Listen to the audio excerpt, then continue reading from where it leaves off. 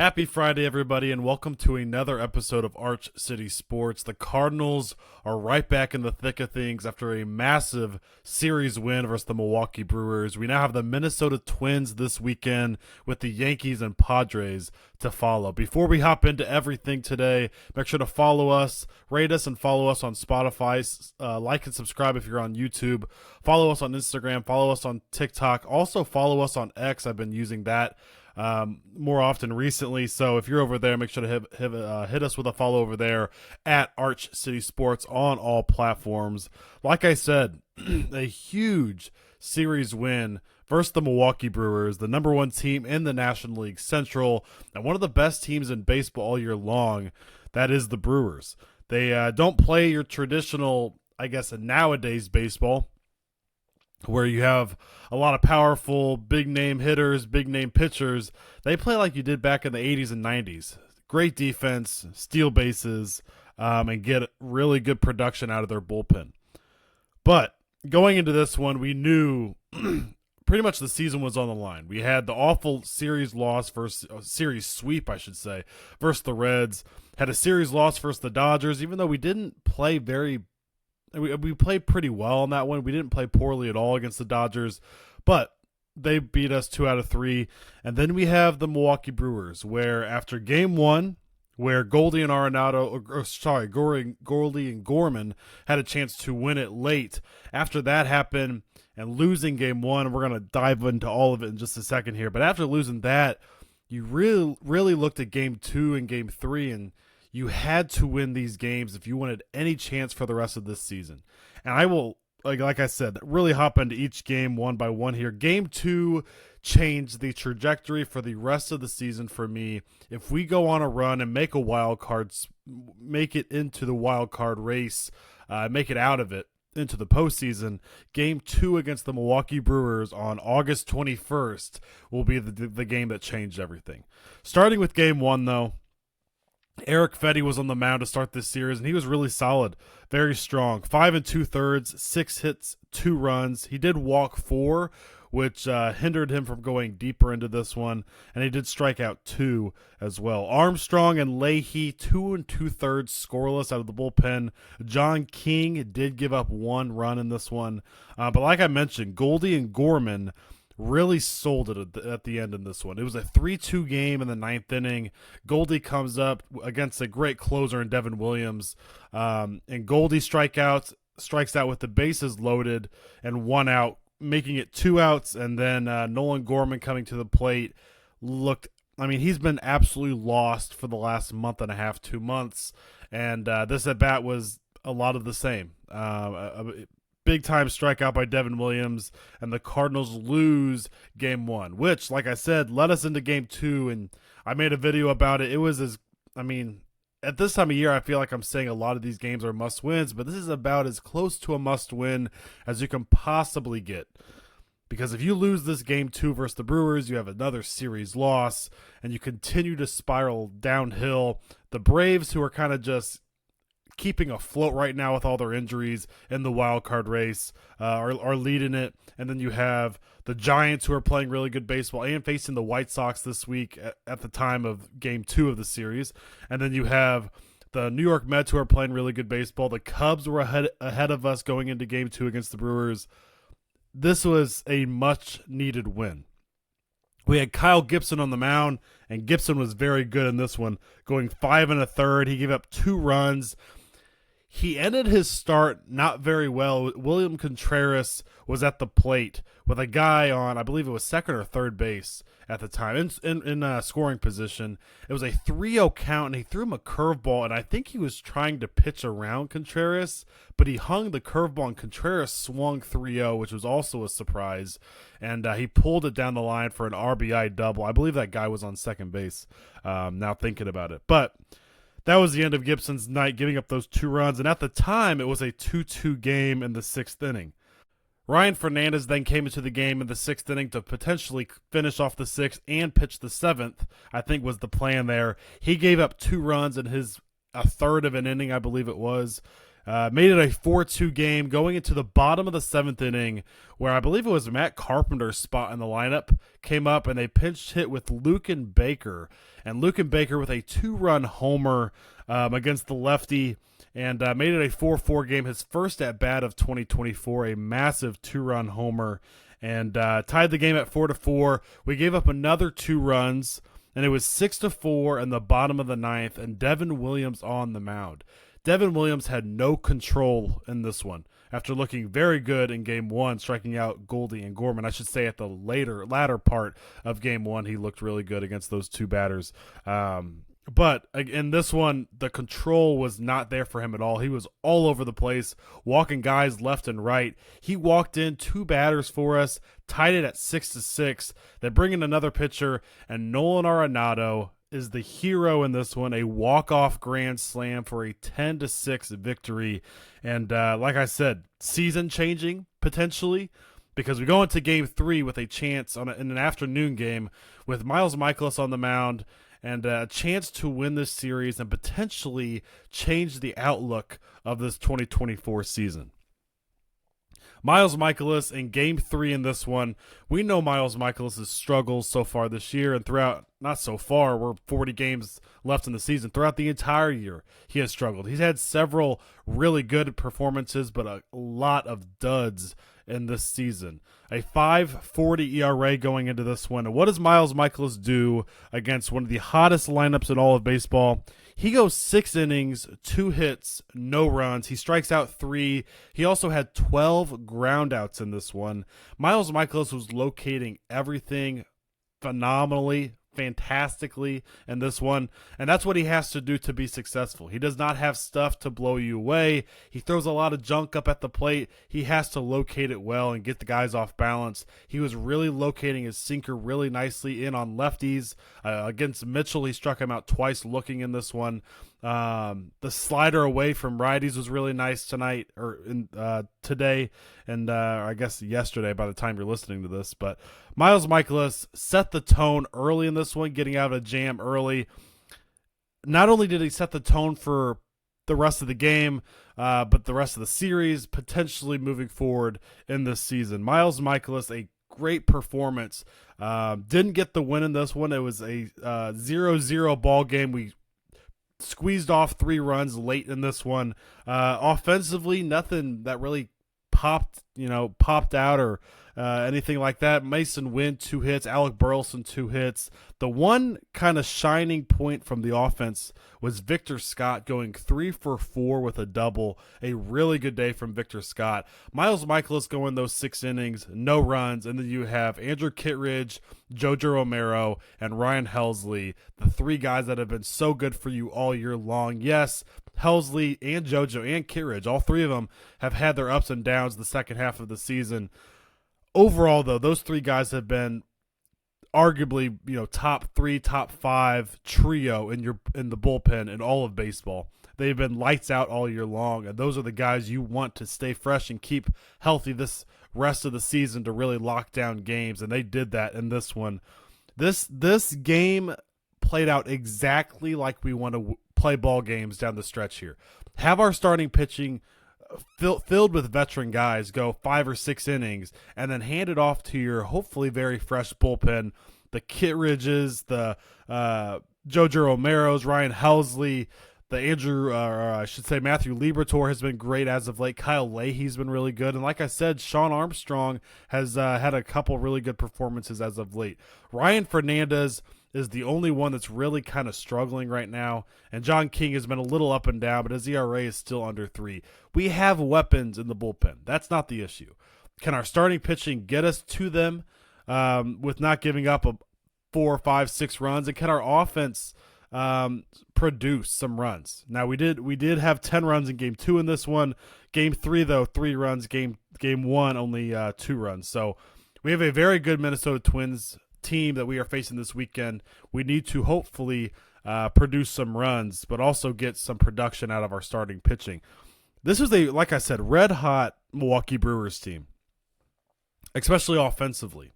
I believe they were winners of 5 straight coming into the series. And their bullpen's been great, but offensively, they even without Christian Yelich, were hitting the cover off the ball coming into the series. And we had Eric Fedde go 5 2/3, 2 runs. We had Kyle Gibson go 5 1/3, 2 runs. And then, like I've said several times here, Miles Mikolas, 6 innings, no runs. Those are not 3 aces with Fedde, Gibson, and Mikolas. That's not your Sonny Gray or potentially, what Lance Lynn has done this year. This is Eric Fedde. This is Kyle Gibson. This is Miles Mikolas. And those 3 guys kept you in these ball games, handed it off to the bullpen. And the offense, we could have swept this series if we had literally a fly ball from Paul Goldschmidt or Nolan Gorman in Game 1. Those guys alone, I mean, with the bases loaded, 1 out in a 1-run ball game, if Paul Goldschmidt gets a single there, we sweep this series. But we got to stay positive here. We do win this series versus the Brewers. A couple topics, a couple things that caught my eye coming out of this series. Should Brendan Donovan continue to be batting cleanup? In my opinion, he should not. Brendan Donovan is really good with the bat. He does not strike out very often at all. His on-base percentage isn't super high for a guy that doesn't strike out very often. He doesn't walk a whole lot. He's kind of like Alec Burleson. They just put the ball in play every single time. Now, Donovan does have 55 RBIs on the year, 9 homers. He's batting .266 and OPS over 700. But he's not, and by no means am I saying take him out of the lineup, because he obviously deserves to be in there every day. But in my opinion, he fits that number 2 hole really well. Or if you just want to bat him 8th or 9th in the lineup and turn the lineup over to Mason Wynn and Alec Burleson, that's also an option. I don't think he really fits in that 4 hole, and I don't really want to waste him in that 5 or 6 hole either. I believe, in my opinion, I would put him in the 2 hole, and I would slot Alec Burleson down to that 4 hole. Because if you take Brendan Donovan out of that cleanup spot, who's going to fill it? You have a couple options. You have Alec Burleson, who I would personally choose to put in that spot in the order. You have Nolan Arenado, who's swinging a really good bat as of late. He's obviously always an option, especially when he's hot. Lars Nootbaar's looked really good these last 4 games. Now, he only has 1 hit in each of the last 4, but he has a walk in 3 of the last 4 games. And like I mentioned a few episodes ago, when Lars Nootbaar is going well, he's getting on base, he's making things happen. He had a really nice catch in the outfield the other night. You're going to need, in my opinion, to potentially score more runs. And this is the thing. We're not scoring a lot of runs. And Brendan Donovan's been your cleanup hitter. So there's no reason, there's no, there's not a whole lot of production happening from that cleanup spot. If there was a lot of production, a lot of runs being scored right now, you could call me crazy for wanting to switch up the lineup. But that's not the case. We are not scoring a lot of runs. We had Tommy Pham batting in the 3 spot whenever he was hot. Now he's in the 9 hole and not playing in a couple games. So I believe it is totally okay to move Brendan Donovan out of that cleanup spot. And in my opinion, he should be in the 2 hole. And you should move Alec Burleson down. In my lineup, I would have Mason Wynn, Brendan Donovan at the top of the order. 2 guys that don't strike out and put the ball in play and are scrappy. Have those 2 guys lead off your lineup. And then hand it off to Wilson Contreras, who honestly has not been playing very well as of late. Hopefully he can turn it around because we desperately need him. And then you have, in my opinion, it should be Alec Burleson in that 4 hole. Or if you want to go Alec Burleson, if you want to have him for sure bat in the first inning, you could put him in the 3 hole and Wilson Contreras in the 4 hole. Either way, those three or 4, that 3-4 spot should be Wilson Contreras and Alec Burleson. Then you have Nolan Arenado in the 5 hole potentially. Or you could go Nolan Arenado in the 3 hole. You have options there. You have some flexibility. The point is, I believe Brendan Donovan should not be your cleanup hitter. He is very good with guys, runners in scoring position with his 55 RBIs on the season, but I really like him in that 2 hole. Another big topic from this series that stood out to me, and I didn't mention it, but after Game 1, Nolan Gorman was sent down. Jordan Walker was also sent down. I believe it was before the series began. That's when Luken Baker was called up. But Nolan Gorman being sent down after Game 1, he is now batting .200 on the season. I believe he's still stuck at 19 homers, and it's been like that for over a month and a half, and I believe he's at 50 RBIs as well. He goes down to AAA, and I'm going to get to Memphis in a couple minutes here, but he was 0 for 4 with 3 strikeouts at Memphis. I believe sending Nolan Gorman down was the right move. Now, calling up Jose Fermin, and Fermin had a double the other night in his, I believe it was his only at bat. It's not so much I don't want Fermin to be up here. I would have really liked to see Prieto get a chance because he's been having a tremendous season in AAA rather. And then Thomas Sajaci's also been really good down there. Those were a couple guys that I probably would have liked to see over Fermin because we've seen Fermin already. But Gorman being sent down was a good thing. And I'm going to bring up the topic that I don't know if I personally believe this is true, but I want also to hear from you guys on this. Was this the last time we see Nolan Gorman in a St. Louis Cardinals uniform? Now, ideally, Nolan Gorman does not spiral out of control and never comes back to what we saw last year, 30 home run power, a guy that can hopefully bat 240 or 250 for you. Ideally, he gets back to that.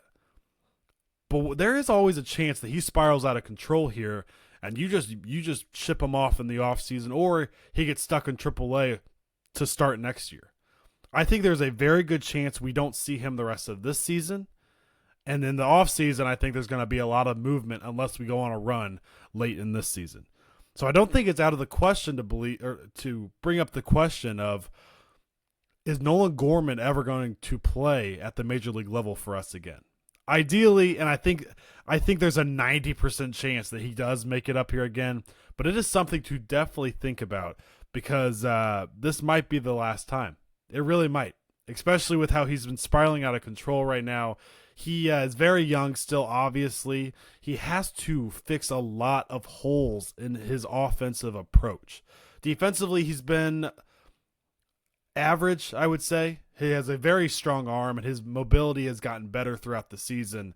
I don't really mind him playing second base. I would rather have Brendan Donovan over there. But offensively, when he's not hitting homers, he does nothing for you. He strikes out 2 or 3 times a night. He does not walk. It's not Kyle Schwarber. If he was Kyle Schwarber, he would be getting on base, hitting homers. I mean, Kyle Schwarber's batting like 257 this year. So this idea that Kyle Schwarber bats 210 with a lot of power is just not the case, especially this year. Nolan Gorman has a lot of things to fix in his offensive approach if he wants to stick at the major league level. So I have no problem with us sending him down. I think that could be good for him. Like I said, not a very good first game down there, but we'll see how that progresses throughout the rest of this season. The last major topic I took, or a major, thought that I took from this series was Miles Mikolas saved his spot in the rotation for now. Yes, a very good start from Miles Mikolas. 6 innings, no runs against a red-hot Milwaukee Brewers team. And we have a lot of starting pitching available to us, especially in this next couple weeks. We have, obviously, with the 5 guys we have right now, Sonny Gray, Eric Fetty, Kyle Gibson, Andre Pallante, and Miles Mikolas. But, of course, Lance Lynn has to fit in that rotation. He is getting healthy, pitching I think he's going to be on a rehab assignment very soon here. So Lance Lynn fits back into the mix, obviously. You could roll a 6-man rotation, but they seem really committed to giving Steven Matz a shot in the rotation. He is a lefty starter, and I think that's what they really want in our rotation. He went 90 pitches, I believe, the other night in Memphis, or they're trying to stretch him out to 90 pitches, which shows to me they want him as a starter. I would rather have Steven Matz out of the bullpen where he can let it kind of unleash a little bit with his fastball velocity and not have to hold much back. And we saw him out of the bullpen, I believe it was last year, where he looked really good at certain spots, and I think he could be a threat out of the bullpen. And if he's not in high leverage situations, he can definitely eat innings for you. Miles Mikolas, though, I believe did save his spot for now because Miles Mikolas was at a 5.40 ERA going into that start, and going 6 shutout innings definitely kept him in the rotation. If he would have had one of those starts like he's had several times this year where he gives up 7 or 8 runs in 3 innings and his ERA climbs towards 6, with Lance Lynn coming back, I think Miles Mikolas is the odd guy out. And I think you probably just throw him in the bullpen and get some kind of innings every once in a while from him. Because you could just, at this point in the season, every single game counts, and you cannot risk having Miles Mikolas on the mound giving up 7 or 8 runs. You just can't.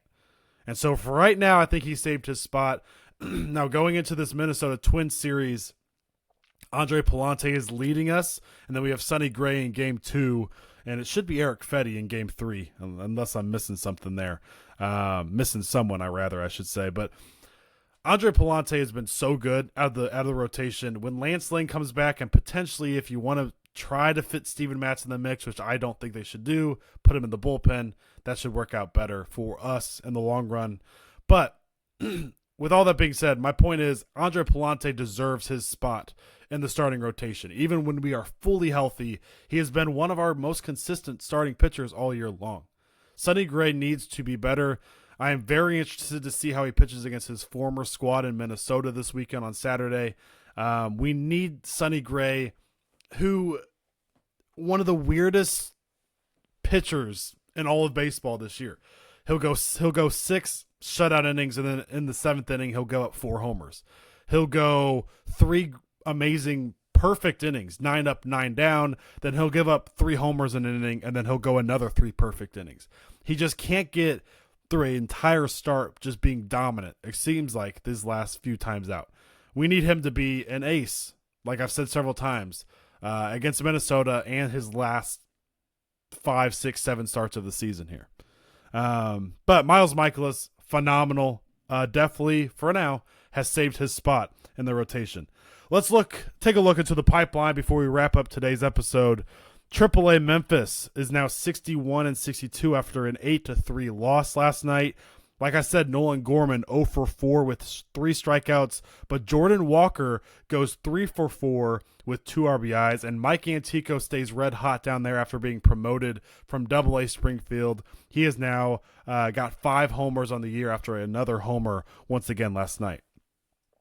In AA Springfield, Springfield is now 68-49 on the season, a very good year for Springfield.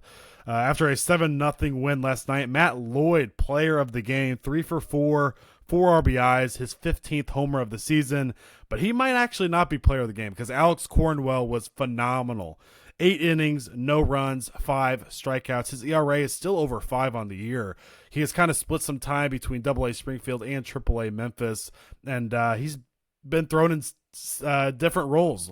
Long relief, starting pitcher, trying to just get you into the 5th or 6th inning to hand it off to your bullpen. And this one, he was dominant. 8 innings, no runs. Great job, Cornwell. And then High A Peoria.